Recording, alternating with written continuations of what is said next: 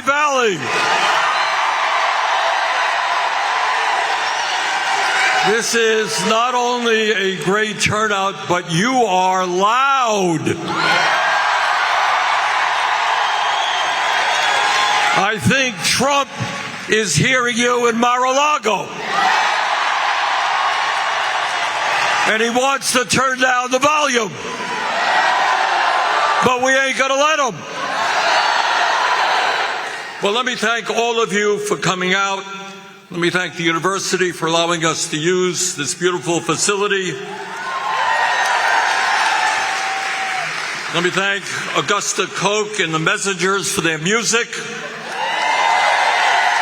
Let me thank Susan Wild and Enid Santiago and Brian Taylor and Tim Herzog and Harbor Cedar for their important statements. And let me thank Congressman Chris Deluzio for doing a great job in Washington and for being here today.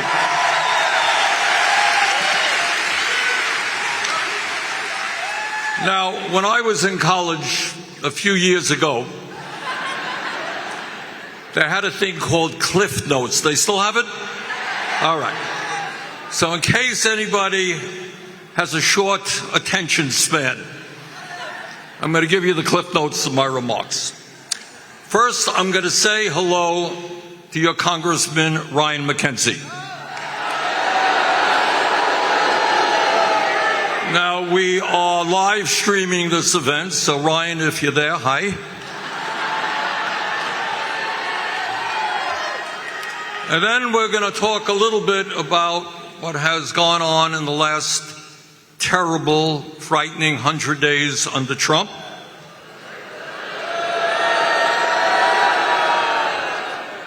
And then I want to take you on a tour of what's happened, in fact, over the last 50 years and why Trump was elected president and the failures of the Democratic Party to stand up for the working class.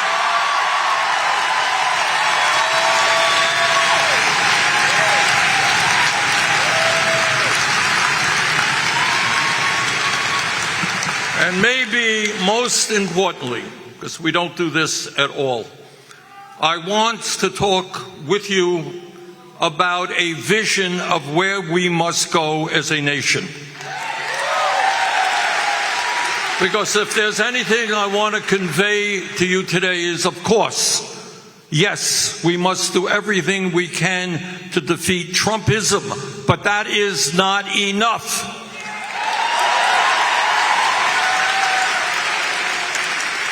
We are the richest country in the history of the world. And there is no reason why every man, woman, and child in this country does not have a decent standard of living.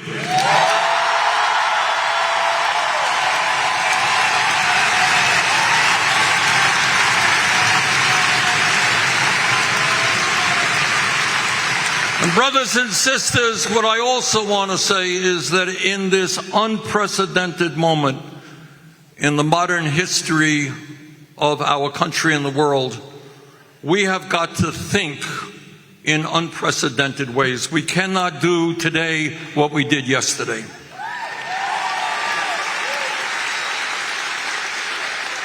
And that means we need a political revolution in the deepest sense. And that sense understands I'm not Taylor Swift. In case you haven't noticed, we're not here as an entertainment show. We're not here to applaud Bernie or Chris Deluzio. We are here to transform America, and the only way we do it is by transforming ourselves.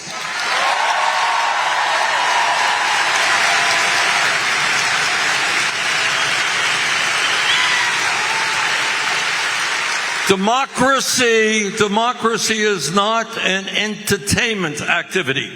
It's not looking at somebody else. It's not a beauty contest. It's not a concert.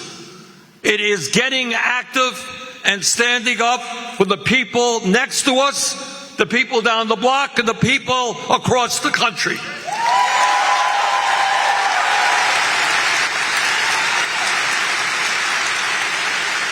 So we need to be thinking of new ways. And in every part of the country, in every state, it may be a little bit different. But we got to think of new ways as to how we can be more generous, more effective, how we can bring people together to create the kind of nation that you and I know we can become.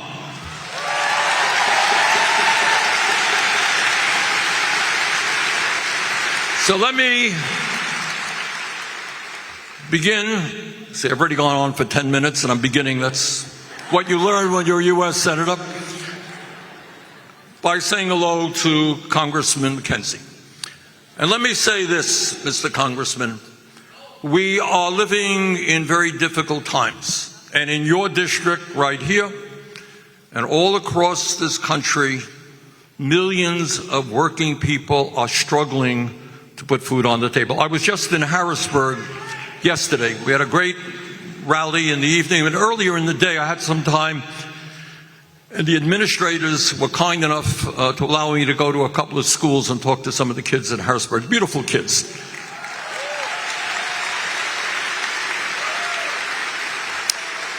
And one of the kids, I wanted to hear what was going on in their lives, and one of the kids gets up and says, well, I'm living with my dad now. My parents are separated. But my mom is trying to help out.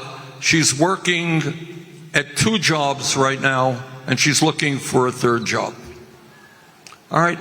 And this is what is, in fact, going on all over this country. 60% of our people are living paycheck to paycheck. So I say to Congressman McKenzie, you know, and everybody in this room knows or should know, that there is what is called a reconciliation bill in Washington that will be, we think, coming to the floor of the House and Senate in the pretty near future. And what this bill in general does is it would make massive cuts, over $800 billion in Medicaid. It would make massive cuts in nutrition programs, massive cuts to housing. And all of those savings would be used to provide a $1.1 trillion tax break for the richest 1%. So my message to Congressman McKenzie is, don't vote for that terrible piece of legislation.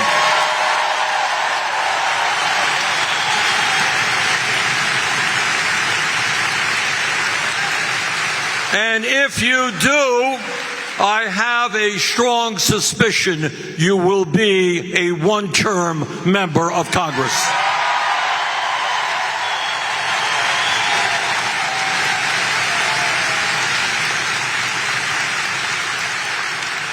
Now, for a number of years in Vermont and around the country, I talked a lot about our nation moving toward an oligarchic form of society.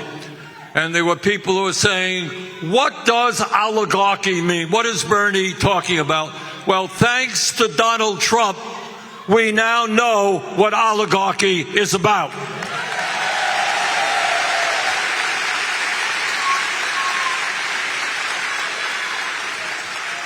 When Donald Trump was elected president, and I know it seems like a lot longer time ago, but it was only 100 days.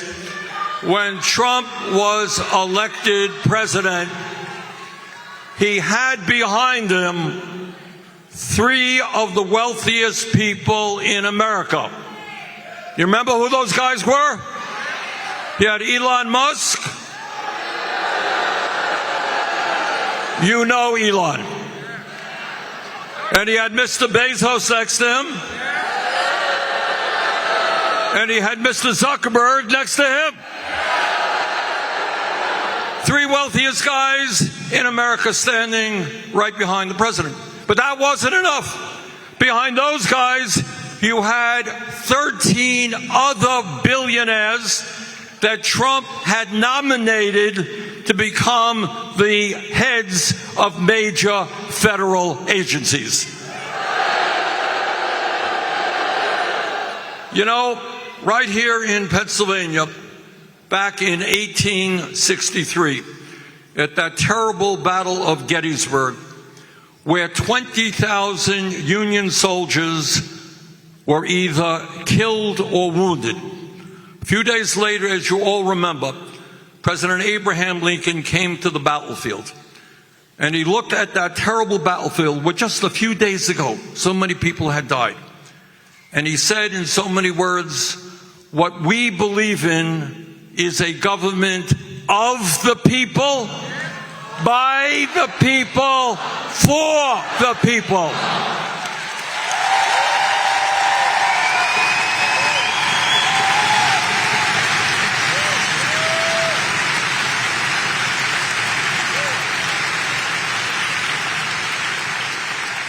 And what Trump has made perfectly clear, he doesn't hide it. I got to give the guy credit for that.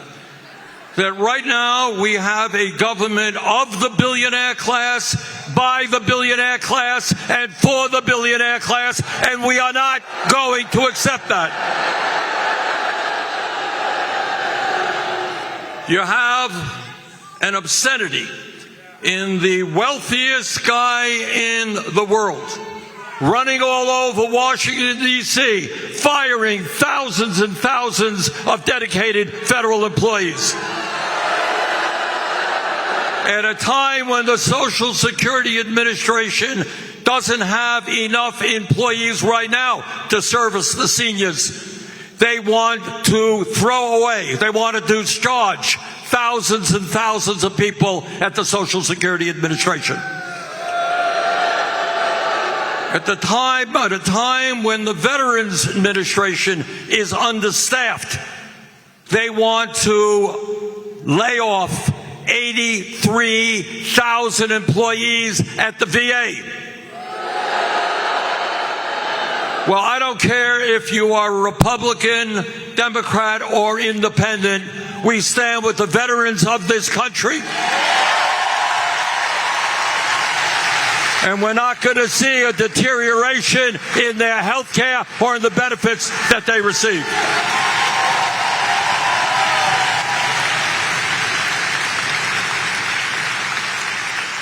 But it is not just oligarchy that we are dealing with today. We are looking at an unprecedented attack on the foundations of American democracy, and under Trump, a movement toward authoritarianism. You know, the founding fathers of this country were nobody's dummies. You all recall that they had fought and led the fight against the autocratic King of England, the most powerful person on earth at that time. A guy like Trump who thought he had the divine right to rule. And what these guys did, founding fathers, they said, you know what? We see what the autocrat in England is doing, and we're going to have a constitution which provides for separation of powers. Right? You all remember that from history class? So you got an executive branch, the president, a legislative branch, Congress, Senate, and House, and a judiciary of federal courts. And the reason we have that separation of powers is precisely to prevent what Trump is trying to do today.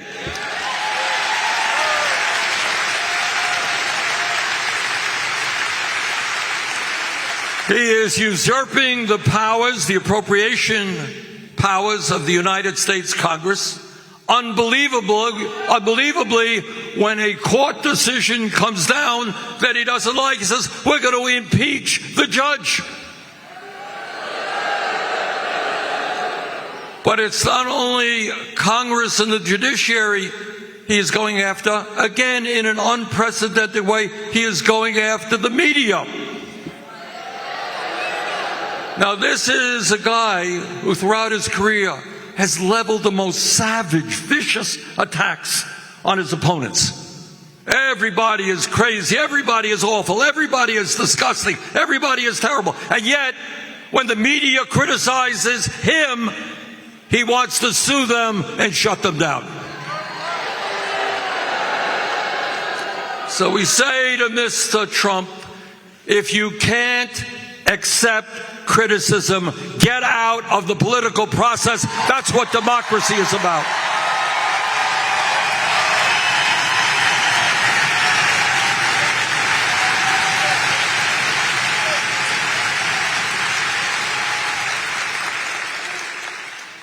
And let me talk a little bit about something that the media doesn't talk about and we don't talk about in Congress at all.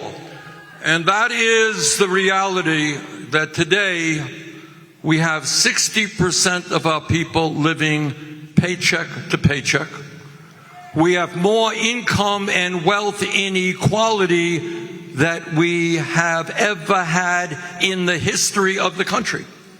And as a result of this disastrous Citizens United Supreme Court decision, we now have a corrupt campaign finance system in which billionaires in both political parties are controlling the political and legislative agenda. And I think this is an issue, whether you're a Republican, progressive, conservative, whatever you may be. Nobody thinks that American democracy is about Elon Musk contributing $270 million to elect Trump and then becoming the most important person in government. So, brothers and sisters, when we talk about the future of America and our political system, at the top of our agenda must be the need to end this disastrous Citizens United Supreme Court decision.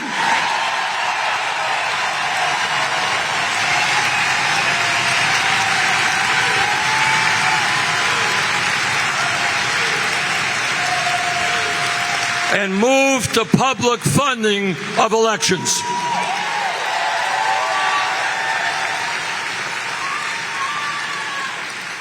Now, let me tell you something which you're not going to hear much about in the corporate media, and you're not going to hear much about in the halls of Congress. And that is that today,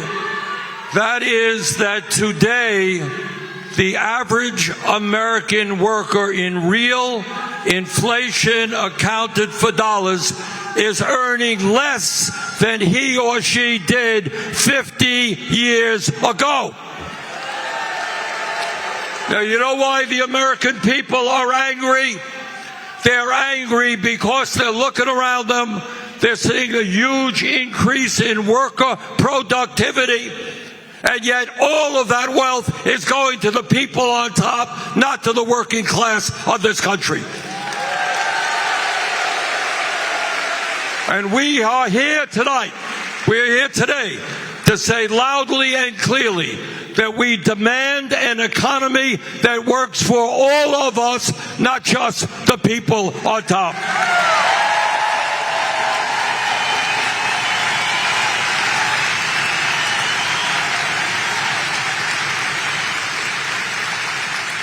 And by the way, we need a Democratic Party which makes a fundamental choice. And that is, are you on the side of the working class of this country or not?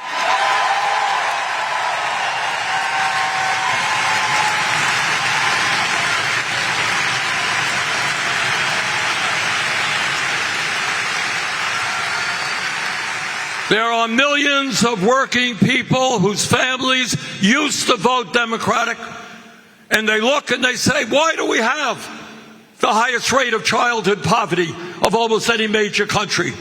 Why is it that I'm working longer hours for low wages? Why is it that I can't afford health care? Why is it that I can't afford my rent or my mortgage? Why is it that I can't afford to send my kid to college? And the Democratic Party is finally going to have to say, we stand with those people. We're prepared to take on the greed of corporate America.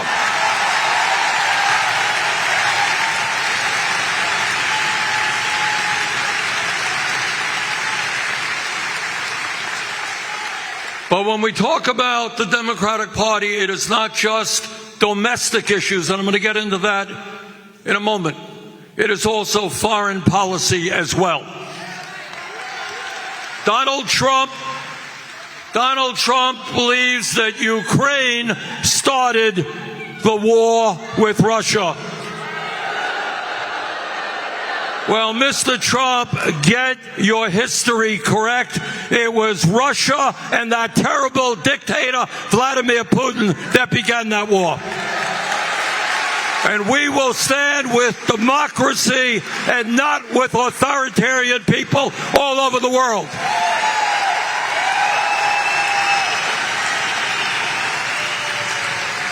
But it's not just the Ukraine.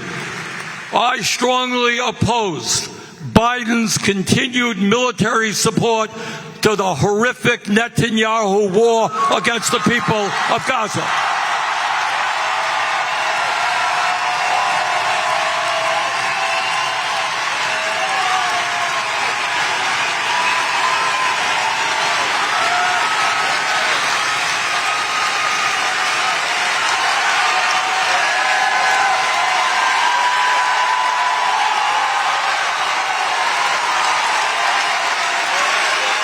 Since that war began, over 50,000 people have been killed, over 110,000 wounded, and the entire infrastructure of Gaza has been destroyed.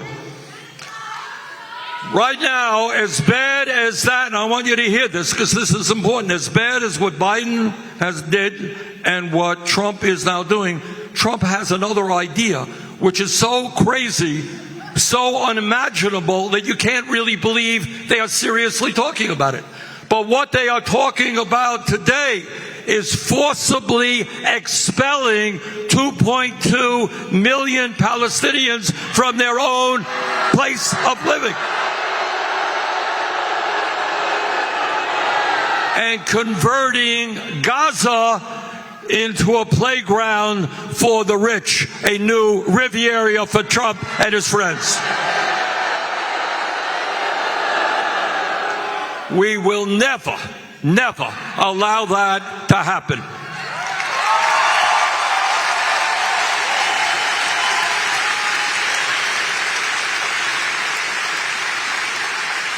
Now, I work in the U.S. Senate, so I'm around people who are able to talk more and say less than any group of human beings in the history of the world. So when we talk about where we want to go as a nation, we have got to talk with some specificity, not in general terms. And what I'm begging of you is when you hear candidates who want your vote, be tough on them. Ask them hard questions. Are they unequivocally prepared to reject corporate PAC funding?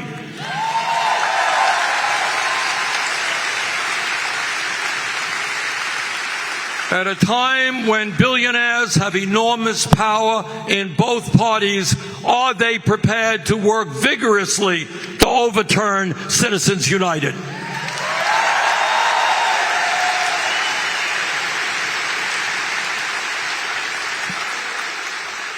Today in America, the top wealthiest person in this country, if you can believe it, owns more wealth than the bottom 53% of households. You got that? One guy. Top 1% owns more wealth than the bottom 93%. CEOs now make 350 times more than their average workers. So these people on top, they are very religious people. But it's a strange kind of religion. You know, all of the major religions on earth speak in one way or another about doing unto others as you would like them to do unto you, right? Christianity, Judaism, Islam, whatever. Kind of that's the heart and soul of many major religions. What the religion of these oligarchs is greed, greed, and more greed. And that greed is destroying our country. We got to stand up to it and end it.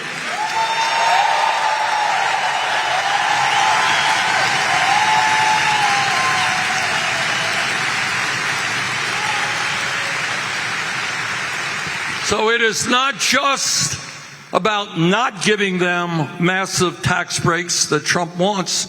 It's about telling these large corporations and billionaires they are going to start paying their fair share of taxes.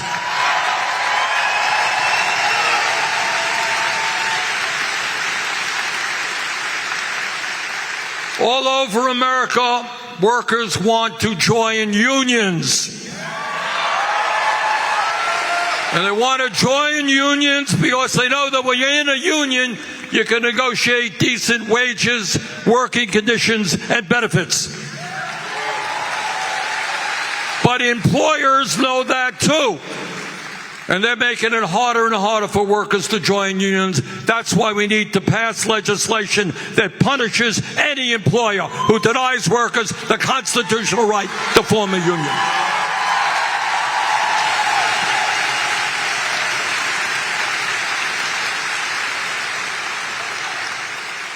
Here in Pennsylvania and in many parts of this country, there are workers earning starvation wages. Millions of workers all over America.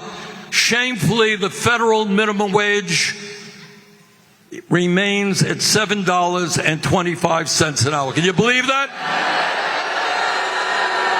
Nobody in America can live on $7.25 an hour. That is why we got to raise that federal minimum wage to at least $17 an hour.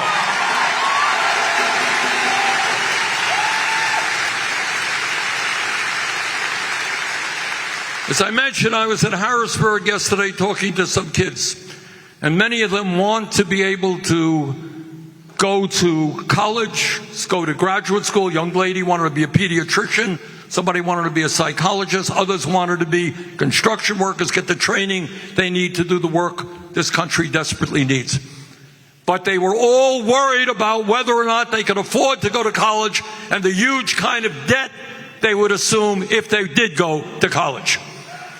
We need the best educated workforce in the world.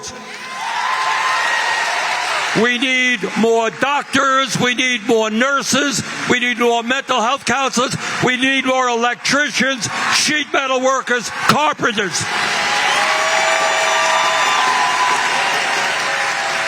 Young people should not have to go into a lifetime of debt in order to get the education they need and our country needs from them.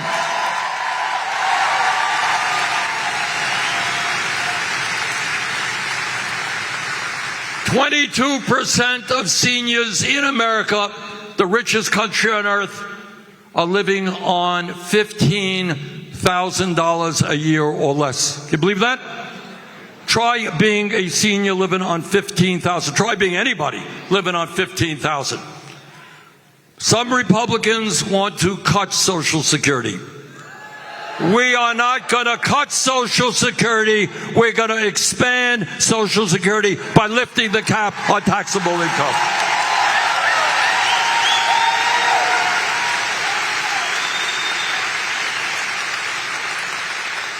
The United States of America today is the only major country on earth not to guarantee health care to all people as a human right. We spend over $14,000 per person on health care, and yet we got 85 million Americans uninsured, underinsured. Over 60,000 die each year because they can't get to a doctor on time.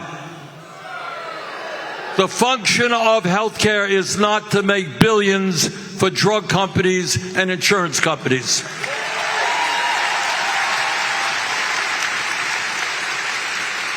The function of a rational health care system is to provide quality care to every man, woman, and child. We're going to do that through a Medicare for all single-payer program.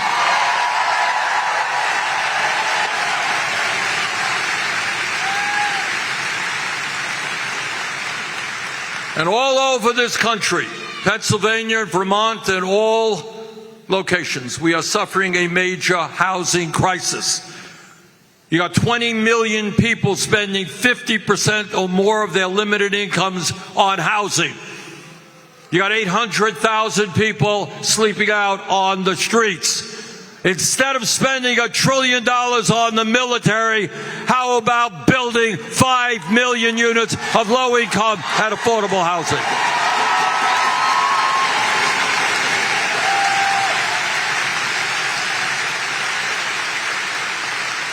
So, brothers and sisters, this is a difficult moment in American history. But we have had difficult moments in our history before, and I have every confidence that if we are prepared to reject what Trump and his friends want to do, and that is divide us up, get us to hate each other for whatever reason, the color of our skin, or where we were born, or our sexual orientation. If we stand together around an agenda that speaks for working people, there is nothing that can stop us.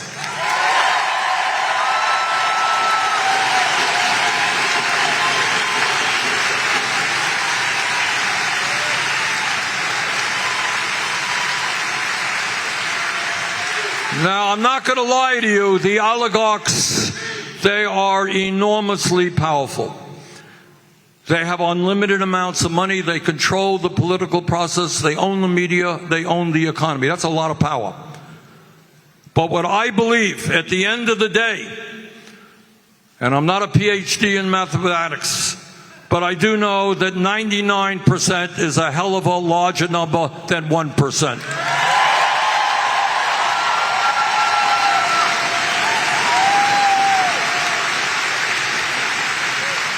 So we got a lot of work in front of us. We really do. And this rally is just a small part of what we're trying to do. We're trying to get you and others to start running for office. We need candidates from school board to Congress. We need help in growing the trade union movement. We need organizations on campus dealing with climate and other important issues.